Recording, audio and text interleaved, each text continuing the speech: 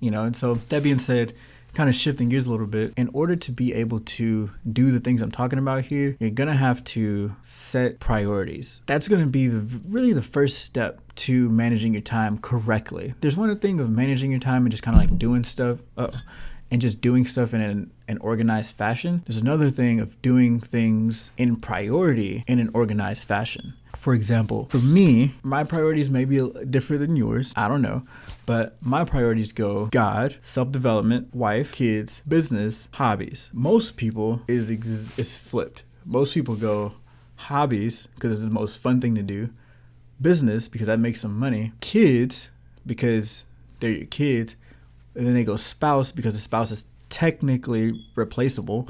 And then they go God, or actually they may not even go God. They may, and most people don't also do self-development. So the last two are even tricky for most people. And so when you flip it and you do it the other way, what happens is that if you're a believer in God, I don't know if you are or not, but if you are, and you put that relationship first, he can bless you in all the other areas that come afterwards. And then I put self-development before family, business, and all the other stuff as well, because if I'm not the person that I need to be, then I ultimately will lose all the other stuff that comes afterwards. So it's kind of the order of which that goes. So you have God, because without God, you can't have the rest of it.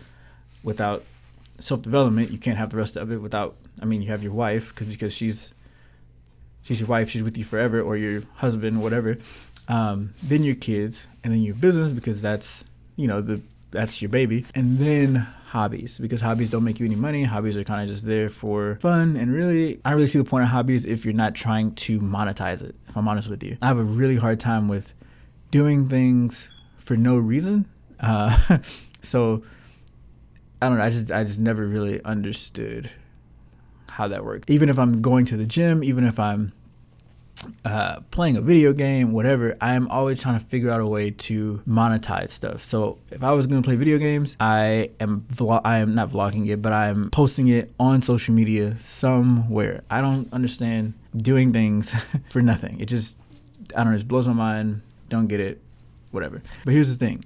If you don't have priorities, you will be blown away in the wind because you have nothing stable in your life. Priorities are like setting the foundation on which everything else is going to be built on top of. So without having the priorities set before you even organize your day, you don't even know what to put where, or you don't even know where to put what. So make sure you take a second, guys, in 2023, while we're still at the beginning of the year, to just make a list of your priorities and put them in order, and hopefully an order that reflects what you want out of life. You know what I'm saying? So if you don't have a wife and kids, cool. Let's still put things in order, which, if you ask me, it should be God, self-development, then it would be technically your business, and then hobbies. Don't put your hobbies over your business, because then what's the point of you having a business? You know what I mean? So take a second and just, knock that out while you have time. And then we can really get into managing the time. And so one thing that helped me over the years, when I was pretty much from 18 to about 25, I did network marketing. And honestly, I learned a lot. I learned a ton.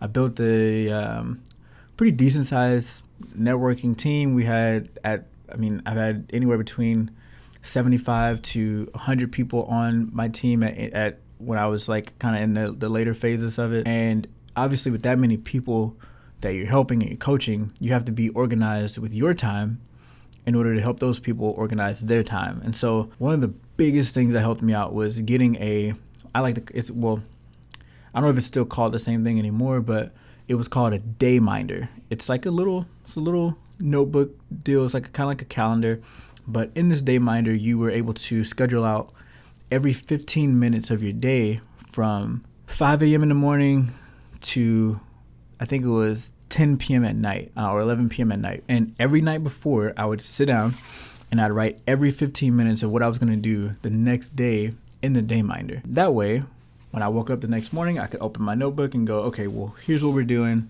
Where are the gaps? What can I fit into those gaps to basically be the most productive, or maximize my productivity? So basically for about 5 years straight, I would get up at 5 a.m. I drive to the gym. I also added in commute time. So obviously you have commute time, so that's going to take away from some things that you can do, but it also adds things that you can do if you think about it. So for example, I'd wake up, this was my typical day in the life from about 21 years old to about 25 years old. I would wake up at 5 a.m. I would immediately get in the car, drive to the gym. It's about a 15-minute drive from my house to the gym. So I would maybe start a podcast or start some type of audio, get to the gym. In the gym, I'm also listening to podcasts because that's just downtime that you have where you can listen to music, but it's kind of like, what's more productive, right? Then I would go from the gym to work. I would be at the gym usually for 2 to 2.5 hours, leave the gym around 7:15ish, get to work at 8. That's another 45-minute window. So if you add that 45-minute window with the 15-minute window from earlier, right? That's an hour. So that hour right there, that's an additional podcast that you can listen to. And then you at work from 8 to 5 or whatever. So obviously you're not doing anything at work. You shouldn't be doing anything else at work. Got in trouble for that a few times, but you leave work at 5.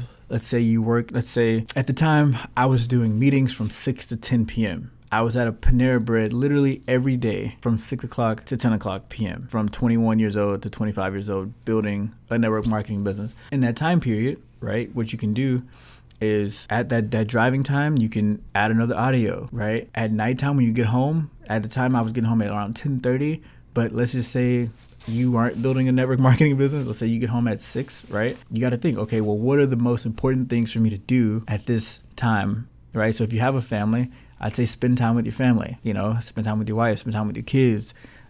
Don't turn on Netflix. Just spend time with them, hang out for a few hours, and then maybe at 9, pick up a book and read for 20 minutes. Maybe at 9 or maybe 9 to 9:30 you read, and then from 9:30 to 11 you work on that business that you've been talking about. You at least do some research. You kind of put things into practice, and then on the weekend you go ham on that business. So I think the thing is that, guys, I can't tell each of you guys what to do and what not to do with your time. I just want you guys to, if you don't get anything out of this video, I just want you to be thinking about the fact that you have additional time.